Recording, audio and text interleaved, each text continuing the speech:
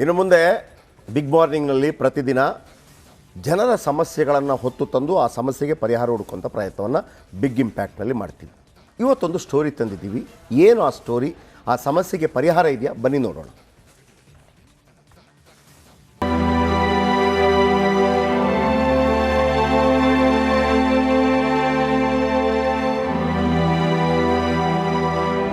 ತಲಾಟೆ ಮೇಲೆ ಇವರು ಎಲ್ಲ ಬಂದು ಹೋಗಿದ ಸರ್.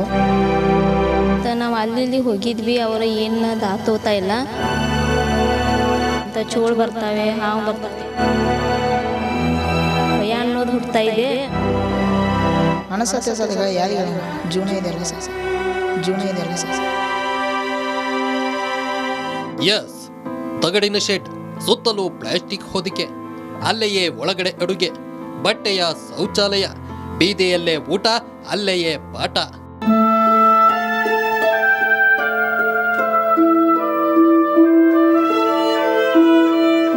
ಅಷ್ಟಕ್ಕೂ ಈ ದೃಶ್ಯ ಕಂಡು ಬಂದಿದ್ದು ಬೆಳಗಾವಿ ಜಿಲ್ಲೆಯ ಖಾನಾಪುರ ತಾಲೂಕಿನ ರಾಮ ಗುರವಾಡಿಯಲ್ಲಿ. ಇಡೀ ಕುಟುಂಬ ಕೆಲವು ವರ್ಷದಿಂದ ಈ ರೀತಿ ಜೀವನ ಸಾಗಿಸುತ್ತಿದೆ.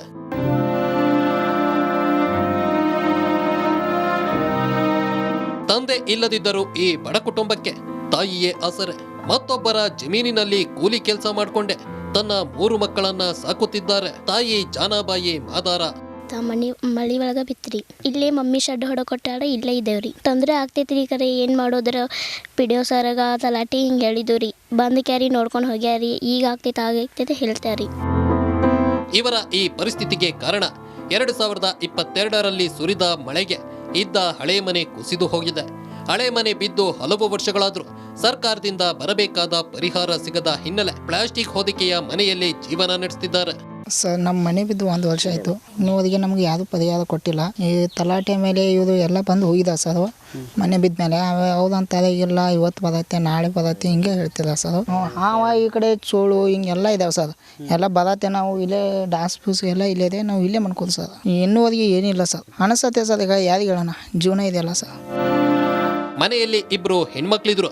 ಸೌಜನ್ಯಕ್ಕಾದರೂ ಶೌಚಾಲಯ ನಿರ್ಮಿಸಿಕೊಡಿ ಅಂತ ಪಂಚಾಯಿತಿ ಅಧಿಕಾರಿಗಳು ಸಂಬಂಧಪಟ್ಟವರಿಗೆ ಹೇಳಿದ್ರು. ಯಾರೂ ತಲೆ ಕೆಡಿಸ್ಕೊಳ್ತಿಲ್ವಂತೆ. ಮತ್ತೊಂದೆಡೆ ಮನೆ ಪರಿಹಾರಕ್ಕಾಗಿ ಕಚೇರಿಯಿಂದ ಕಚೇರಿಗೆ ಅಲಿದಾಡಿದ್ರು, ಪರಿಹಾರ ಸಿಗ್ತಿಲ್ಲ. ಇಂಥ ಶೆಡ್ನಲ್ಲಿ ಹೇಗೋ ಒಂದು ಜೀವನ ತೆಗಿತಾ ಇದ್ದೀವಿ. ಆದರೆ ಮೊನ್ನೆ ಇಲ್ಲಿ ದೊಡ್ಡದೊಂದು ಹಾವು ಬಂದಿತ್ತು.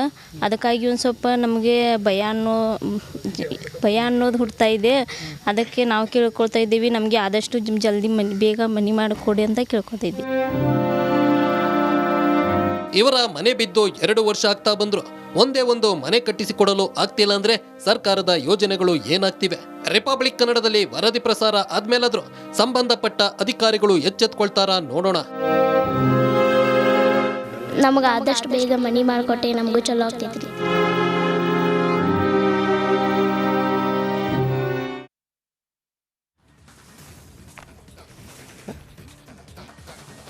ಓಕೆ, ಇದಕ್ಕೆ ಸಂಬಂಧಪಟ್ಟ ಹಾಗೆ ಗ್ರಾಮ ಸೇವಕ ಮಹೇಶ್, ಆಮೇಲೆ ತಹಶೀಲ್ದಾರ್ ಶಶಿಕಾಂತ್ ಕಕ್ಕೇಕರ್, ಆಮೇಲೆ ಸಂಜಯ್ ಉಪ್ಪಿನ PDO, ಆಮೇಲೆ ರಾಮಗುರುವಾಡಿ ಪಂಚಾಯತ್ ಅಧ್ಯಕ್ಷೆ ಅನಿತಾ ಬಾಳ್ನಗರ, ಪ್ರಕಾಶ್ ಗಾಯಕ್ವಾಡ್ ಖಾನಾಪುರ ತಹಶೀಲ್ದಾರ್, ಪ್ರಕಾಶ್ ಏಕನಗೌಡರ ಖಾನಾಪುರ ಪಂಚಾಯತ್ ಕಾರ್ಯನಿರ್ವಾಹಕ ಅಧಿಕಾರಿ, ನಿಮ್ಮೆಲ್ಲರನ್ನ ನಾವು ಕೇಳ್ಕೊತಾ ಇರುವಂಥದ್ದು ಈ ಪ್ರಾಬ್ಲಮ್ಗೆ ಯಾಕೆ ಸೊಲ್ಯೂಷನ್ ಇಲ್ಲ.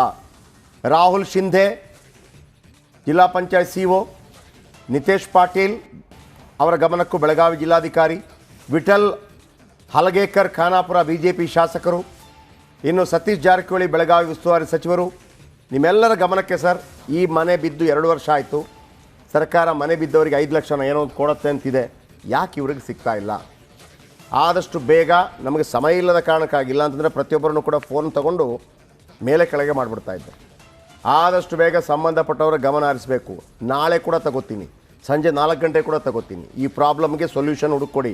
ಅವರಿಗೆ ಮನೆ ಕಟ್ಕೊಡೋದಕ್ಕೆ, ಅವರಿಗೆ ಒಂದು ಟಾಯ್ಲೆಟ್ ಕಟ್ಕೊಡೋದಕ್ಕೆ ಸರ್ಕಾರದಿಂದ ಏನೆಲ್ಲ ಅನುದಾನಗಳು ಬರಬೇಕು ದಯವಿಟ್ಟು ಮಾಡಿಕೊಡಿ. ರಾಹುಲ್ ಶಿಂಧೆ ಅವರೇ, ಈ ಹಿಂದೆ ಕೂಡ ನೀವು ಅನೇಕ ಇಂಥ ಕೆಲಸಗಳನ್ನು ಮಾಡಿದ್ದೀರಿ. CO ಅವರು, ನೀವು ಜಿಲ್ಲಾ ಪಂಚಾಯತ್ CO, ದಯವಿಟ್ಟು. ಆ್ಯಂಡ್ ನಿತೇಶ್ ಪಾಟೀಲ್ ಅವರೇ, ನೀವು ಕೂಡ ಇದರ ಬಗ್ಗೆ ಗಮನ ಹರಿಸಬೇಕು. ಈ ಬಡ ಕುಟುಂಬಕ್ಕೆ ಮನೆ ಕಟ್ಟಿಕೊಡುವಂಥದ್ದಾಗಬೇಕು. ರಿಪಬ್ಲಿಕ್ ಕನ್ನಡ ಈ ಮೂಲಕ ನಿಮ್ಮ ಗಮನಕ್ಕೆ ಇದನ್ನು ತರ್ತಾ ಇದೆ. Thank you. ಅತಿ ದೊಡ್ಡ ಜಯ ಅಂತ ಅನ್ಸುತ್ತೆ. ರಾಮ ಮಂದಿರದ ಬಳಿಕ ಹಿಂದೂಗಳು ಬಹು ಕಾತರದಿಂದ ಕಾಯ್ತಾ ಇದ್ರು. ವಾರಣಾಸಿಯಲ್ಲೂ ಕೂಡ ಜ್ಞಾನ ವ್ಯಾಪಿಯಲ್ಲಿ ಈಗ ಪೂಜೆ ಸಲ್ಲಿಸೋದಕ್ಕೆ ಕೋರ್ಟ್ ಅನುಮತಿ ಕೊಟ್ಟಿದ್ದು ಹಿಂದೂಗಳಲ್ಲಿ ಸಂಭ್ರಮ ಇಮ್ಮಡಿಯಾಗಿದೆ. ರಾತ್ರೋರಾತ್ರಿ ಮಹಿಳೆಯರು ಹೋದ್ರು, ಪೂಜೆ ಸಲ್ಲಿಸಿದ್ರು. ನಿನ್ನೆ ಅರ್ಚಕರು ಹೋಗಿ ಪೂಜೆ ಸಲ್ಲಿಸಿದ್ದನ್ನ ಕೂಡ ನಾವು ಗಮನಿಸಿದ್ವಿ. ಅಯೋಧ್ಯೆಯ ಬಳಿಕ ವಾರಣಾಸಿಯಲ್ಲೂ ಕೂಡ ಹಿಂದೂಗಳಿಗೆ ಅತಿ ದೊಡ್ಡ ಜಯ. ಮೊನ್ನೆ ವಾರಣಾಸಿ ಕೋರ್ಟ್ ಜ್ಞಾನ ವ್ಯಾಪ್ತಿಯಲ್ಲಿ ಪೂಜೆ ಸಲ್ಲಿಕೆಗೆ ಗ್ರೀನ್ ಸಿಗ್ನಲ್ ನೀಡಿತು. ಕೋರ್ಟ್ ಆದೇಶದ ಬೆನ್ನಲ್ಲೇ ಜ್ಞಾನ ವ್ಯಾಪಿಯ ವ್ಯಾಸ್ಜಿ ನೆಲಮಾಳಿಗೆಯಲ್ಲಿ ಪೂಜೆ ಸಲ್ಲಿಸಲಾಗಿದೆ. ಸರಿಸುಮಾರು 30 ವರ್ಷ ಆಗಿತ್ತು. 1993 ಕೊನೆಯ ಪೂಜೆ ಆಗಿದ್ದು, ಅಲ್ಲಿಂದ ಕಾನೂನು ಸಂಘರ್ಷ ಪ್ರಾರಂಭ ಆಯಿತು. ಅದಾದ ಬಳಿಕ ಕೋರ್ಟ್ ತೀರ್ಪು ಬಂತು. ಈಗ ಮೊದಲ ಪೂಜೆ, 30 ವರ್ಷದ ಬಳಿಕ ಮೊದಲ ಪೂಜೆ ಜ್ಞಾನ ವ್ಯಾಪಿಯಲ್ಲಿ ನೆಲಮಾಳಿಗೆಯಲ್ಲಿ ಇರುವಂತಹ ದೇವರುಗಳಿಗೆ. ಸರ್ ಮೋಸ್ಟ್ಲಿ ನಾನು ಒಂದು ಓದ್ತಾ ಇದ್ದೆ ಸರ್, ರಾಮ ಮಂದಿರದಲ್ಲೂ ಕೂಡ ಇದೇ ರೀತಿ ಬೆಳವಣಿಗೆಗಳು ಆಗಿತ್ತು ಅಂತ. ಮಸೀದಿಯ ಕೆಳಗಡೆ ಹಿಂದೂ ದೇವರನ್ನ ಪ್ರತಿಷ್ಠಾಪನೆ ಮಾಡಿದ ಕೂಡಲೇ ಅಲ್ಲಿ ನಮಾಜ್ ನಿಲ್ಲಿಸಲಾಯಿತು. ಇಂಟ್ರೆಸ್ಟ್ ಕಳ್ಕೊಂಡ್ಬಿಟ್ರು ನಮಾಜ್ ಮಾಡೋದಕ್ಕೆ. ಅಂದ್ರೆ ಅವರು ಏಕದೇವೋಪಾಸನೆ ಕರೆಕ್ಟ್ ಮುಸ್ಲಿಮರದು. ಅವತ್ತು 1948ರಲ್ಲಿ ಆ ಗುಂಬಜ್ನ ಕೆಳಗೆ ರಾಮಲಲ್ಲನ ಮೂರ್ತಿಯನ್ನು ಇಡಲಾಗುತ್ತೆ. ಹಿಂದೂಗಳು ಪ್ರತಿಪಾದಿಸೋದು ಪ್ರತ್ಯಕ್ಷ ಆಯ್ತು ಅಂತೇಳಿ, ಇನ್ನು ಕೆಲವರು ಇಟ್ಟದ್ದು ಅಂತೇಳಿ ಅದು ಇಟ್ಟದ್ದೇ. ಅದನ್ನ ಹಿಂದೂಗಳೇ ಹೇಳ್ಕೊಂಡಿದ್ದಾರೆ. ಆ ನಂತರ ಅವರು ಅದನ್ನ ಬಿಟ್ಬಿಟ್ರು. ಆ ನಂತರ ಆಮೇಲೆ ದೊಡ್ಡ ಗಲಾಟೆ ಆಗತ್ತೆ. ನಾಗಾ ಸಾಧುಗಳು ಬರ್ತಾರೆ, ನಿರ್ಮೋಯಿ ಅಖಾಡದವರು. ಅಲ್ಲಿ ದೊಡ್ಡ ಗಲಾಟೆ ಆಗಿ ಅಟ್ಯಾಕ್ ಆಗುತ್ತೆ. ಅಟ್ಯಾಕ್ ಆದಾಗ ಅದಕ್ಕೆ ಒಂದು ಇದು ಕಟ್ತಾರೆ. ಆಮೇಲೆ ಒಳಗಡೆ ಮುಸ್ಲಿಮರಿಗೆ ಅವಕಾಶ ಕೊಡ್ತಾರೆ, ಹೊರಗಡೆ ಹಿಂದೂಗಳಿಗೆ ಅವಕಾಶ ಕೊಡ್ತಾರೆ. ಹಿಂಗೆಲ್ಲ ಆಗತ್ತೆ. ಆಮೇಲೆ ಕೋರ್ಟ್ಗೆ ಹೋಗುತ್ತೆ. 1885ರಲ್ಲಿ ಜನವರಿ 27 ಫೈಜಾಬಾದ್ ಕೋರ್ಟ್ಗೆ ಹೋಗುತ್ತೆ. ಈಗೆಲ್ಲ ಆಗಿ ಅಲ್ಲಿ ಅಯೋಧ್ಯೆ ನಿರ್ಮಾಣ ಆಯಿತು.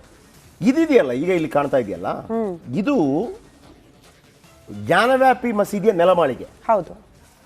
ಇಲ್ಲಿ ಈ ನೆಲಮಾಳಿಗೆಯಲ್ಲಿ 4 ವಿಭಾಗ ಇದೆ. 1, 2, 3, 4 ಅಂತ. ಈ ವಿಭಾಗ ಇದೆಯಲ್ಲ, ಇಲ್ಲಿ 1993 ತನಕ ಪೂಜೆ ಆಗ್ತಾ ಇತ್ತು. ಅಲ್ಲಿ ವ್ಯಾಸಜಿ ಕಿ ಟಿಕಾನ ಅಂತ ಕರೀತಾರಲ್ಲ, ವ್ಯಾಸಜಿ ಅನ್ನೋ ಒಂದು ಬ್ರಾಹ್ಮಣ ಕುಟುಂಬಕ್ಕೆ ಸೇರಿದದ್ದಾಗಿದೆ. ಈಗಲೂ ಅದು ಅವರಿಗೆ ಸೇರಿದ್ದು. ಆದರೆ 93 ತನಕ ಅಲ್ಲಿ ಏನು ಪೂಜೆ ಆಗ್ತಾ ಇತ್ತು, ಮುಲಾಯಂ ಸಿಂಗ್ ಯಾದವ್ ಅದನ್ನು ನಿಲ್ಲಿಸ್ತಾರೆ. ಅಲ್ಲಿಗೆ ಬೇಲಿ ಹಾಕಿ ಇದ್ರು. ಈಗ ಅದರ ವಿರುದ್ಧ 5 ಹೆಣ್ಣುಮಕ್ಕಳು ಕೋರ್ಟ್ಗೆ ಹೋಗ್ತಾರೆ, ವಾರಣಾಸಿ ಕೋರ್ಟ್ಗೆ ಹೋಗ್ತಾರೆ. ವಾರಣಾಸಿ ಕೋರ್ಟಿಗೆ ಪೂಜೆ ಮಾಡಿ ಅಂತ ಹೇಳಿದೆ, ಪೂಜೆ ಅವರು ಮಾಡ್ತಾ ಇದ್ದಾರೆ. ಈಗ ಒರಿಜಿನಲ್ ಈಗ ಒಂದು ಕಾಶಿ ಇದೆಯಲ್ಲ, ಕಾಶಿಗೆ ನಾವು ಹೋಗ್ತೀವಿ, ಅದು ಅಹಲ್ಯ ಹೋಳ್ಕರ್ ಅನ್ನುವಂಥ ಮಹಾತಾಯಿ ಪದೇ ಪದೇ ಕಾಶಿ ದೇವಸ್ಥಾನವನ್ನು ಹೊಡಿತ. ಕೇವಲ ಔರಂಗಜೇಬ್ ಮಾತ್ರ ಹೊಡೆದದ್ದಲ್ಲ, ಕುತುಬುದ್ದೀನ್ ಐಬಕ್ ಫಸ್ಟ್ ಟೈಮ್ ಹೊಡಿತಾನೆ.